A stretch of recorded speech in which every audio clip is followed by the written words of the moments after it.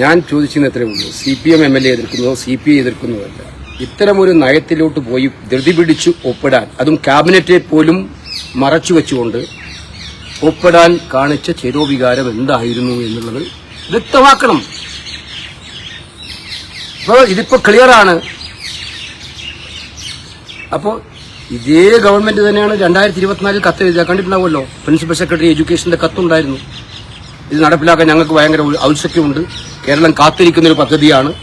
ആ പദ്ധതിയിൽ ഞങ്ങൾ ചേരാനുണ്ട്. അതുകൊണ്ട് ആദ്യത്തെ ഗഡു തരണം എന്ന് പറഞ്ഞുകൊണ്ട് 2024 ഇപ്പോഴല്ല, ഒരു വർഷം മുമ്പ് അയച്ച കത്താണ്. അപ്പൊ ഇത് കൃത്യമായിട്ടും തീരുമാനിച്ചത് CPM ആണ്. CPI മന്ത്രിമാര് പ്രധാനമന്ത്രിയെ കൂടിക്കാഴ്ച ഒരാഴ്ചക്കുള്ളിലാണ് ഒപ്പിട്ടത്.